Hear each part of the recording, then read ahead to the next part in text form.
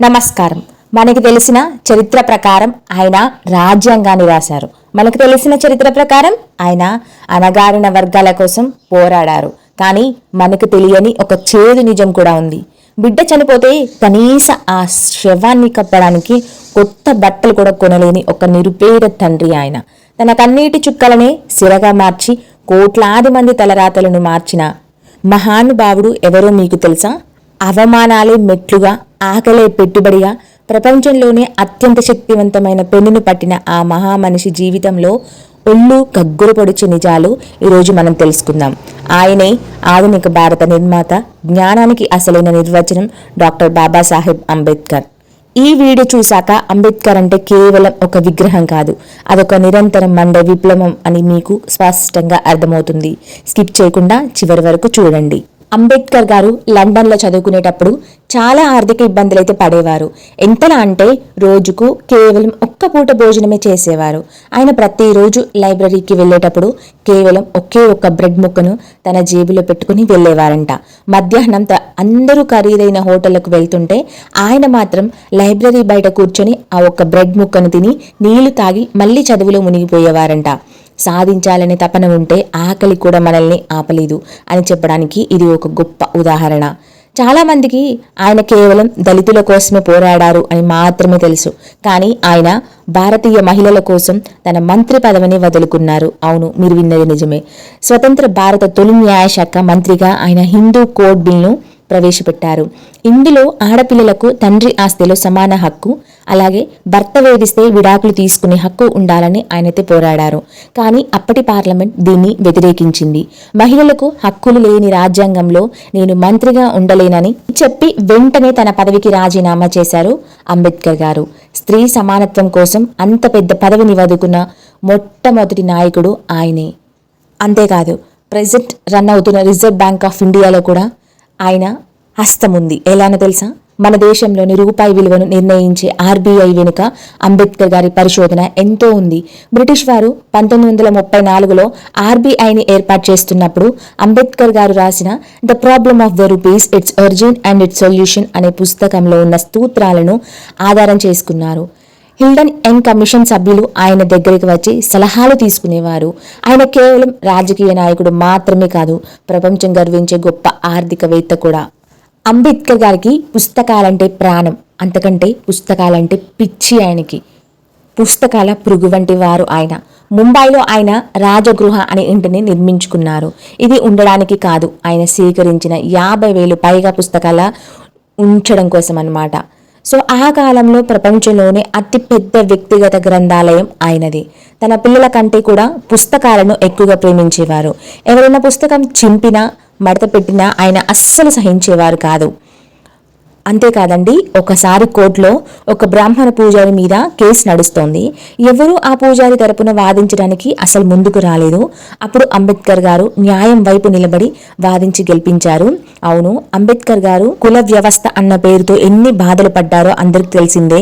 ఒక దళిత కుటుంబంలో పుట్టిన అంబేద్కర్ గారు ఒక కులం పేరుతో, ఒక మామూలు కులం పేరుతో ఆయన ఎంతో అవమానాలను ఎదుర్కొన్నారు. అప్పటి రోజుల్లో చాలా గొప్పదైన బ్రాహ్మణ కుటుంబం దళిత కుటుంబాన్ని ఎంతో చీప్గా చూసేది. ఆయన అవన్నీ కూడా మనసులో ఏం పెట్టుకోకుండా బ్రాహ్మణ పూజారి వైపు ఆయన నిలుచుని వాదించడం జరగడమే కాకుండా గెలవడం కూడా చేశారు. అప్పట్లో కుల వివక్ష ఎంతగానో ఉన్నప్పటికీ ఆయన వృత్తి ధర్మాన్ని కట్టుబడి ఉండేవారన్నమాట. ఒక వ్యక్తి తప్పు చేశాడా లేదా అనేది చూసేవారు ఆయన, అది తప్ప కులాన్నైతే కాదనమాట. అంతటి గొప్ప మహానుభావుడు అంబేద్కర్ గారు. అంబేద్కర్ గారి గురించి మీకు ఆశ్చర్యం కలిగించి మరికొన్ని విషయాలైతే షేర్ చేస్తాను. మీకు తెలుసా, మన జాతీయ జెండా మధ్యలో అశోక చక్రం ఉండడానికి ప్రధాన కారణం కూడా అంబేద్కర్ గారే. అవును, మొదట అక్కడ శరఖ అంటే రాట్నం ఉండాలని కొందరు భావించారంట. కానీ బౌద్ధ ధర్మ చక్రానికి ప్రతీకగా, ప్రగతికి గుర్తుగా అశోక చక్రాన్ని ఉంచాలని ఆయనది సూచించారంట. అంతేకాదండి, పూర్వం కార్మికులు రోజుకు 12 నుంచి 14 గంటలైతే పనిచేసేవారు. ఆ కష్టాన్ని చూసి 1942లో జరిగిన ఇండియన్ లేబర్ కాన్ఫరెన్స్లో పని గంటలని 12 నుండి 8 గంటలకైతే తగ్గించిన ఘనత కూడా ఆయనది. ఇంత పెద్ద సహాయం అయితే ఆయన అప్పట్లోనే చేశారు. అలాగే మహిళా కార్మికులకు మెటర్నిటీ బెనిఫిట్ అంటే ప్రసూతి సెలవులు చట్టాన్ని కూడా ఆయన తీసుకువచ్చారు. సో ఆయన కేవలం సామాజిక నాయకుడే కాదు, గొప్ప నేటి వనరుల నిపుణుడు కూడా. భారతదేశంలో పెద్ద పెద్ద ప్రాజెక్టులైన దామోదర్ వ్యాలీ, హీరాకుడ్ మరియు సోనో రివర్ ప్రాజెక్టుల వెనుక ఆయన ఆలోచన ఉందన్నమాట. దేశంలో సెంట్రల్ వార్ కమిషన్ ఏర్పాటుకు ఆయనే పునాది వేశారు. ఆయన మన దేశానికి గర్వకారణమయ్యారు. ఎలానో తెలుసా? ప్రపంచ ప్రఖ్యాత ఆక్స్ఫర్డ్ విశ్వవిద్యాలయం గత 100 ఏళ్లలో ప్రపంచం గర్వించదగ్గ టాప్ 100 మేధావుల జాబితాను తయారు చేస్తే అందులో మొదటి పేరు డాక్టర్ బిఆర్ అంబేద్కర్ గారిదే ఉండడం మన దేశానికి గర్వకారణమయ్యింది. బాబాసాహెబ్ అంబేద్కర్ గారు చిన్నప్పుడు స్కూల్లో ఉన్నప్పుడు ఒక సాధారణమైన పరిస్థితి ఉండేది. స్కూల్లో ఉన్న కుండను తాకే హక్కు కూడా ఆయనకు లేదు. బికాజ్ ఆఫ్ ఆయన పుట్టిన కులం అన్నమాట. ఆ కులం వలన ఆయనకి అంత పరిస్థితిని అయితే ఎదుర్కొన్నాడు. అయితే పైన నుంచి ఎవరో ఒకరు నీళ్లు పోస్తేనే ఆయన తాగాలన్నమాట. ఒకరోజు స్కూల్లో బంత్రోటు రాయలేదు. ఆ రోజంతా నీళ్లు లేకుండా దాహంతో అలమటించారంట. ఆ తర్వాత ఆయన తన ఆత్మకథలో నో పియాన్ నో వాటర్ అనే చాప్టర్ అయితే రాశారు. ఒక మనిషి నీళ్లు తాగడానికి ఇంకొక మనిషి దయ మీద ఆధారపడాల్సి రావడం ఎంతటి నరకమో ఆ సంఘటన మనకు చెప్తుంది. అంతేకాదండి, ఆయన విదేశాల్లో చదువుకుంటున్నప్పుడు తన 5 సంతానంలో తనకి 5 మంది పిల్లలు ఉన్నారు. ఆ 5 మంది పిల్లలలో ఒక్క యశ్వంత్ అనే కుమారుడు తప్ప మిగిలిన 4 పిల్లలు కూడా సరైన తిండి వైద్యం అందక కళ్ళ ముందే చనిపోయారు. ఎందుకంటే అప్పట్లో అంత పెద్ద కుల వివక్ష ఉండేదన్నమాట. తక్కువ కులాన్ని అంత చీప్గా చూసి వారికి ఏది అందించలేకపోయారు, వారు అందుకోలేక కూడా పోయారన్నమాట. ప్రతి పనిలో వాళ్ళని దూరంగా పెట్టేవారు. అందుకని తన కొడుకు రాజరత్న చనిపోయినప్పుడు కనీసం ఆ బాడీని కప్పడానికి కొత్త బట్ట కొనడానికి కూడా ఆయన దగ్గర పైసలు లేవు. తన భార్య రమాబాయి తన చీర కొంగును చింపి ఆ బాడీ మీద కప్పి పంపించారు. దేశం కోసం అంత పెద్ద చదువులు చదువుకుతున్న మేధావి తన సొంత బిడ్డల అంత్యక్రియలకు కూడా ఇబ్బంది పడ్డారంటే ఆయన చేసిన త్యాగం సామాన్యమైనది అస్సలే కాదు. ఆయన కొలంబియా యూనివర్సిటీలో గొప్ప డిగ్రీలు పొంది విదేశాలలో గొప్ప గొప్ప చదువులు చదివి బరోడా మహారాజు దగ్గర మిలిటరీ సెక్రటరీగా పనిచేశారు. అవును, కానీ అక్కడ ఆఫీస్లో పిన్ కూడా ఆయనకు ఫైళ్లను చేతికి ఇచ్చేవాడు కాదు, టేబుల్ మీదే విసిరేసేవారు. మీ అంతా తెలిసిందే కదా, అప్పుడు చిన్న కులం వారిని ముట్టుకునేవారు కాదని. సరే, ముట్టుకోకపోవచ్చు, కానీ ఆయన విదేశాలలో ఎంతో గొప్ప గొప్ప చదువులు చదువుకున్నారు. ఆ కనికరం కూడా ఆయన మీద చూపలేదు. ఆయన ఉండడానికి ఏ హోటల్ రూము ఇవ్వలేదు. చివరికి ఒక పార్షీ లాడ్జిలో పేరు మార్చుకుని చేరారు. కానీ ఆయన ఎవ్వరూ తెలిసినప్పుడు ఒక గుంపు కర్రలతో వచ్చి ఆయన్ని చంపేస్తామని బెదిరించారంట. ఆ రాత్రి ఆయన ఒక చెట్టు క్రింద కూర్చుని వెక్కి వెక్కి ఏడ్చారంట. ఇంత చదువు చదివినా నాకే ఇలా ఉందంటే చదువు లేని నా ప్రజల పరిస్థితి ఏంటి అని ఆ రాత్రి ఆయన తీసుకున్న నిర్ణయమే నేటి మన రాజ్యాంగం. ఇక్కడ మీకు ఒక డౌట్ రావచ్చు, తినడానికి తిండియే లేదు సరిగా, మరి విదేశాలలో ఎలా చదువు సాగించారు అనే డౌట్ అయితే వస్తుంది కదా.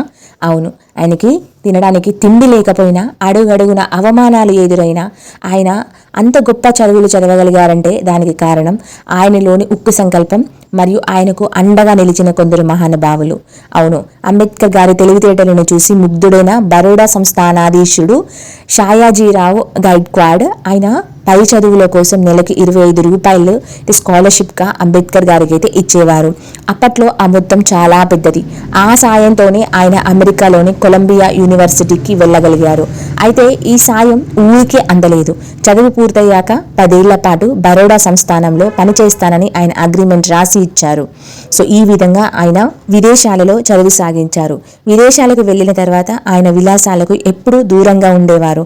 అందరూ కబుర్లు పార్టీలకు వెళ్తుంటే ఆయన మాత్రం లైబ్రరీలోనే ఉండేవాడు. సాధారణంగా ఒక విద్యార్థి 8 ఏళ్లలో పూర్తి చేసే చదువును ఆయన కేవలం 2 ఏళ్ల 3 నెలల్లో పూర్తి చేశారు.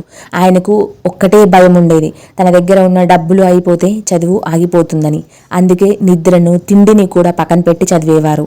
అమెరికాలో చదువు పూర్తయ్యాక ఆయన లండన్ వెళ్లాలనుకున్నారు. కానీ అప్పటికే బరోడా మహారాజు ఇచ్చిన గడువు ముగిసింది. అప్పుడు ఆయన మన తెలుగు ప్రాంతాల్లో సంబంధం ఉన్న కొల్హాపూర్ మహారాజు ఛత్రపతి సాహు మహారాజ్ గారు ఆర్థికంగా తోడ్పడ్డారన్నమాట. ఆయన లండన్లో ఉన్నప్పుడు తన భోజనం ఖర్చును తగ్గించుకొని ఆ డబ్బుతో పాత పుస్తకాలను అయితే కొనుక్కునేవారు.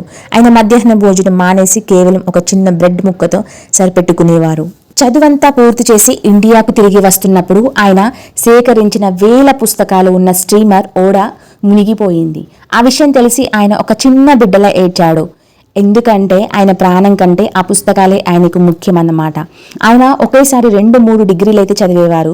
ఎంఏ, పిహెచ్డి, డిఎస్సి, భార్యల అంటే న్యాయశాస్త్రం గురించి ఇలా అన్నిటినీ కూడా ఒకదాని తర్వాత ఒకటైతే ఆయన సాధించారు. అందుకే ఆయనను సింబల్ ఆఫ్ నాలెడ్జ్ అని పిలుస్తూ ఉంటారన్నమాట. మనం ఈరోజు చిన్న కష్టం వస్తేనే చదువు ఆపిస్తాం, కానీ అంబేద్కర్ గారు ఆకలిని భరిస్తూ గాలిని పీల్చుకుంటూ చదువుని ఆయుధంగా మార్చుకున్నారు. ఆయన చదువు ఆయన కోసం కాదు, మన కోసం చదివారు. కానీ ఆయన పడిన కష్టానికి ఆయన చనిపోయిన తర్వాత ఎన్నో ఏళ్లకైతే గుర్తింపు అయితే లభించింది. అవును, ప్రపంచం మొత్తం అంబేద్కర్ గారిని మేధావిగా గుర్తించిన మన దేశంలో అత్యున్నత పురస్కారమైన భారతరత్న ఆయనకు రావడానికి ఆయన మరణించిన 34 ఏళ్ళ టైం అయితే పట్టింది. 1990లో ఆయనకి భారతరత్న అయితే లభించింది. సో అంబేద్కర్ గారు వాడిన పెన్ ఇప్పటికీ ఒక అద్భుతం. ఆయన రాజ్యాంగం రాయడానికి ఏదైనా రిఫరెన్స్ కావాలంటే తన మేధస్సుతో ఏ పుస్తకంలో ఏ పేజీలో ఏముందో గుర్తుపెట్టుకుని చెప్పేవారు. అందుకే బ్రిటిష్ వారు కూడా ఆయనతో వాదించడానికి భయపడేవారన్నమాట. ఒక ప్రక్కన బిడ్డలు చనిపోతూ ఉన్న దేశ భవిష్యత్తు కోసం కన్నీళ్లను మింగేసిన మహామనిషి మన బాబాసాహెబ్ అంబేద్కర్ గారు. చూశారు కదా, జస్ట్ 10 minutes వీడియోలోనే మన అంబేద్కర్ గారి గురించి ఎంతో ఇన్ఫర్మేషన్ తెలుసుకున్నాము. ఇదంతా కూడా ఆయన గురించి, ఆయన జీవిత చరిత్రలో చెప్పాలంటే జస్ట్ 0.1% మాత్రమే. ఇంకా ఆయన గురించి చెప్పాలంటే చాలా ఉంది. ఈ ఇన్ఫర్మేషన్ మీకు నచ్చితే ఖచ్చితంగా లైక్ చేయండి. Thank you for watching.